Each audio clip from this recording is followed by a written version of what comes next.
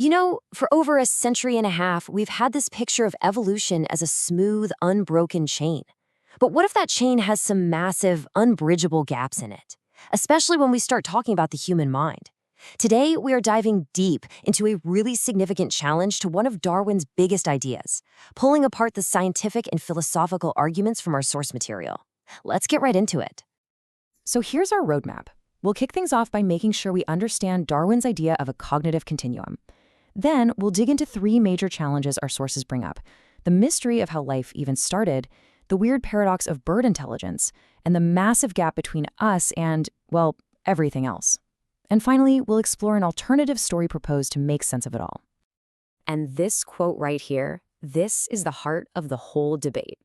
Darwin was basically saying that while humans are obviously smarter, the type of intelligence we have isn't fundamentally new. It's just a more powerful version of what you see in other animals. The difference is in quantity, not quality. And that's the core premise our source material is really going to put to the test.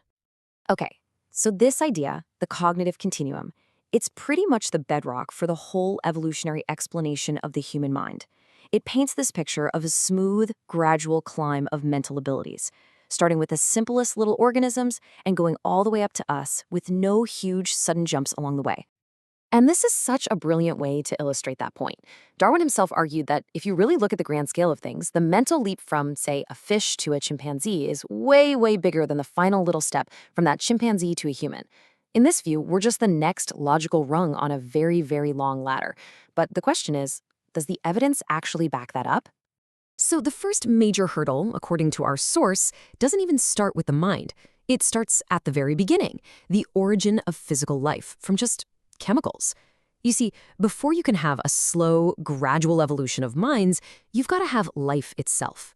And the argument here is that just getting life started from non-life is a massive, unsolved problem for a purely naturalistic view. And listen, that's not some philosopher talking. That's a direct quote from Leslie Orgel, a giant in the field of origin of life research. It just goes to show you the scale of the problem that scientists are grappling with. Even the simplest building blocks of life are so ridiculously complex that the idea of them just randomly assembling themselves seems, to some, to be basically impossible. Our source really zooms in on two huge scientific roadblocks. First, there's the primordial soup idea. This vision of a warm little pond full of chemicals. The problem is, there's no real geological evidence it ever existed. And even if it did, the chemicals would have likely been way too diluted to do anything useful. But the second problem, homochirality, that one's even weirder. Okay, this is fascinating. Think about it like gloves. To build the proteins for life, you need amino acids that are all 100% left-handed. For DNA, you need sugars that are all right-handed. But here's the kicker. Any natural chemical process just churns out a 50-50 mix of both left and right-handed versions. It's like trying to build a machine with a giant pile of mixed-up left and right gloves. It just doesn't work. How nature figured out how to sort them perfectly is still a huge mystery. All right, let's jump forward from the origin of life to minds that already exist. This is our second big challenge. If Darwin's continuum is right, then an animal's intelligence should more or less line up with how closely they're related to us on the evolutionary tree.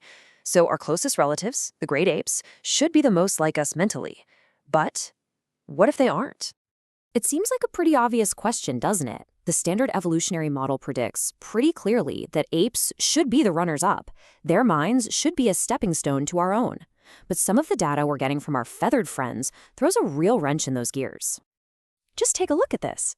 On certain incredibly complex tasks, these birds called Caledonian crows consistently run circles around monkeys and even apes. We're talking about multi-step puzzles, like using one tool to get a second, better tool to finally get the food. It's a level of abstract problem solving that our primate cousins really struggle with. This is a pretty serious challenge to that nice, neat idea of intelligence climbing a ladder of relatedness. Now, the standard explanation for this is something called convergent evolution, the idea that totally different species can independently develop similar traits. But the source material pushes back and says, hold on, maybe that explains the shape of a wing on both a bat and a bird, but can it really explain the spontaneous appearance of such high-level, abstract reasoning in a bird's brain, while it's apparently missing in our much closer relatives? It suggests intelligence isn't a simple ladder at all. And this brings us to the third and maybe the most important challenge of all, the gap between any animal mind and the human mind. The argument here is that the difference is not just about being more. It's not a difference of degree, like Darwin said, but a fundamental difference in kind. And the source really focuses on this one incredible capacity, foresight. Now, this isn't just a squirrel bearing a nut for winter. We're talking about the ability to actually project your own consciousness into the future, to run simulations of different possible outcomes, and to see yourself in them. It's a kind of mental time travel that lets you plan your life, not just your next meal. And of course, animals do things to prepare for the future. A squirrel stores nuts, absolutely. But the research suggests this is driven by powerful instincts, not a conscious vision of its future self. That squirrel isn't sitting there imagining how hungry it's going to be in January. It's running on a pre-installed biological program. As far as we can tell, true foresight, that mental time travel, is uniquely human. And this isn't just some fringe idea. This is the actual title from a study by psychologists at UCLA. The research points to what they call a significant discontinuity, a massive gap in how we think symbolically and relationally. And they argue this gap affects almost every area of thinking and can't just be explained away by language or culture. So after laying out these three big challenges, the origin of life, the bird-brain paradox, and the human mental gap, the source material offers an alternative framework. This model, which is drawn from the book of Genesis, suggests that maybe these gaps aren't problems to be solved, but are actually clues to a totally different kind of process. And the whole framework really hangs on the difference between two key Hebrew verbs. There's asah, which means to make, kind of like a carpenter making a chair out of wood that's already there. But then there's bara, which means to create. And that word implies bringing something entirely new into existence, something that just wasn't there before in any way, shape, or form. And a central piece of this model is this concept of nephesh, which you could translate as soulish life.